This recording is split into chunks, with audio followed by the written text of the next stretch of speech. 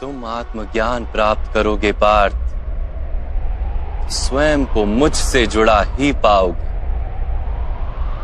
तब तुम भी मेरी ही भांति स्वयं को परमात्मा के रूप में देखोगे। किंतु उस पद को प्राप्त करने हेतु मेरे प्रति संपूर्ण समर्पण अनिवार्य है। समर्पण क्या है माता? समर्पण मन की ऐसी स्थिति का नाम जब मनुष्य अपने सारे संकल्पों का त्याग कर देता है, स्वयं से किसी प्रकार के निर्णय अथवा प्रण भी नहीं लेता। जिस प्रकार के कार्य उसे दिए जाते हैं उसी प्रकार के कार्य करता है। वास्तव में समर्पण का अर्थ होता है अपने आप, अपने मन को, बुद्धि को, ज्ञान को, इच्छा को, आशा को, अपनी भावनाओं को, अपना सब कुछ किसी को अर्पण कर देना। और ऐसे समर्पण को भक्ति कहते हैं।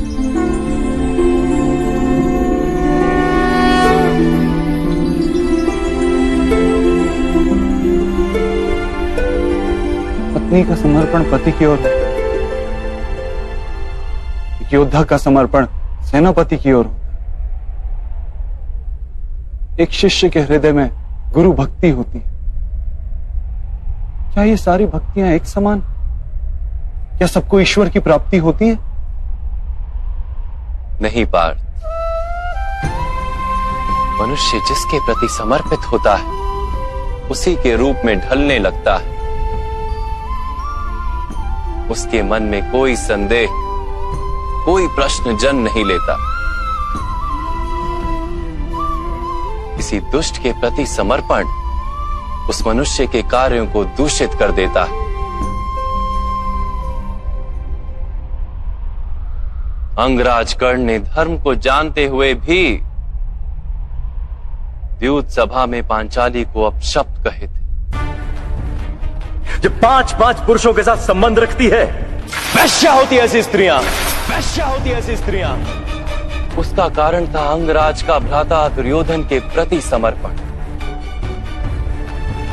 इस युद्ध में उन्हें जो दंड मिलेगा वो किसी जन्म या जाति के लिए नहीं, अथवा एक दुष्ट के प्रति समर्पण के लिए उन्हें दंड मिलेगा। इसलिए हे धनंजय, समर्पण उत्तम के प्रति होना आवश्यक है। उसी से मनुष्य उत्तम बनता है। लोहे की माला से अपराधी बांधा जाता है, पीतल की माला से मंदिर के दीपक को बांधा जाता है, और सोने की माला को आभूषण बनाकर गले में धारण किया जाता है। पति भक्ति, स्वामी भक्ति, मित्र भक्ति, ऐसी अनेक भक्तियां होती हैं पार्थ, किंतु सबसे श्रेष्ठ भक्ति तो परमात्मा की भक्ति होती है।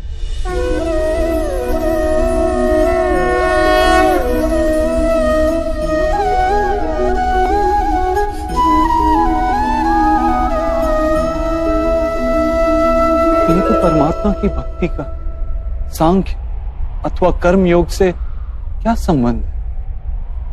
सांख्य योग के कारण मनुष्य स्वयं को आत्मा के रूप में जानता है। कर्म योग से वो जीवन के बंधनों से छूट जाता है, और भक्ति के कारण मनुष्य को परमात्मा के वास्तविक रूप का ज्ञान होता है। परमात्मा के ज्ञान से मनुष्य जन्म मरण के फेरों से छूटकर सच्चिदानंद स्वरूप को प्राप्त कर लेता है। परमात्मा में समाकर स्वयं परमात्मा हो जाता है। जैसे जल की छोटी सी बूंद जब सागर में मिलती है तो स्वयं सागर बन जाती है। अर्थात इस शरीर का कोई महत्व ही नहीं है माधव। अवश्य महत्व है पार्थ। शरीर के माध्यम से ही मनुष्य को परमात्मा का साक्षात्कार होता है। मृत्यु और नए जन्म के बीच के समय में आत्मा के ज्ञान में वृद्धि नहीं हो पाती। इस जन्म में प्राप्त अनुभव, ज्ञान, विचार और अभ्यास को लेकर आत्मा नया शरीर धारण करती है।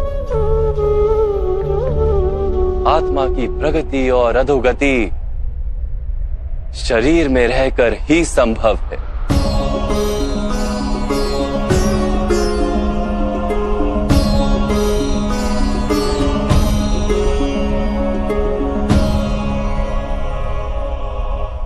परंतु माधव, यहां उपस्थित व्यक्तियों का वध करके क्या हम उनके उद्धार की संभावना को नष्ट नहीं कर देंगे?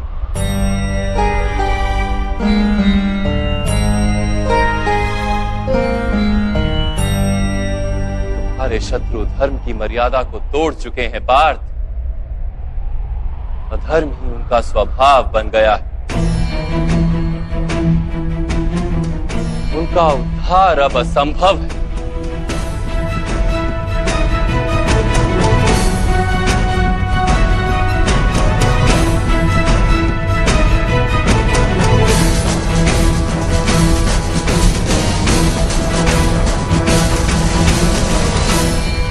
अपराधी को एक सीमा तक ही उद्धार का अवसर दिया जा सकता है। मैंने शिशुपाल के 99 अपराधों को क्षमा किया था, किंतु 100 अपराधों के पश्चात उसे दंड देना आवश्यक था। अपराधी को यदि अपराध करने दिया जाए तो उसका अधिक से अधिक पतन होता है।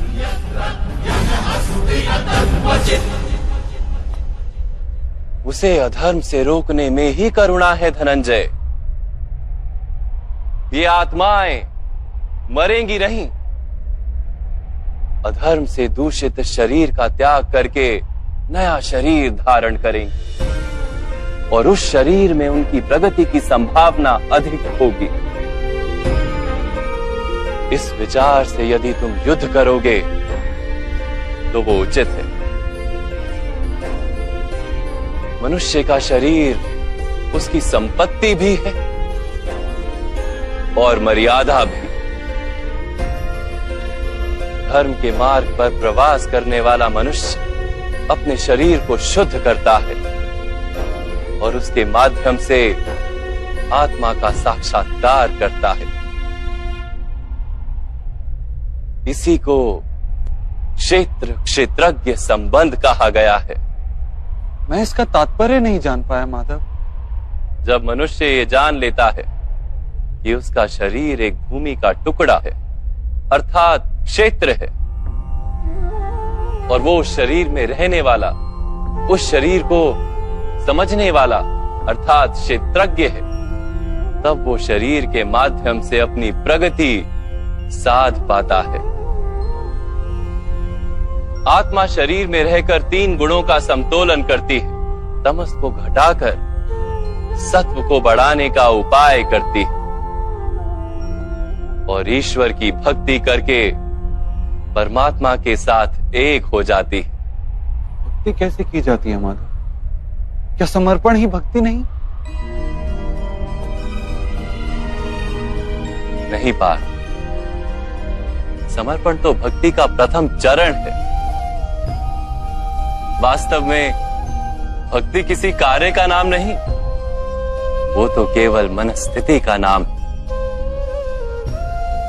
आवश्यक है कि मनुष्य जब तब यज्ञ, याग, यम, नियम, योग और स्वाध्याय के माध्यम से अपने अंतर को शुद्ध करे और परमात्मा के प्रति समर्पित रहे। मनुष्य अपने सारे कार्य, सभी कार्यों के फल, अपने जीवन का प्रत्येक श्वास परमात्मा को समर्पित करता रहे।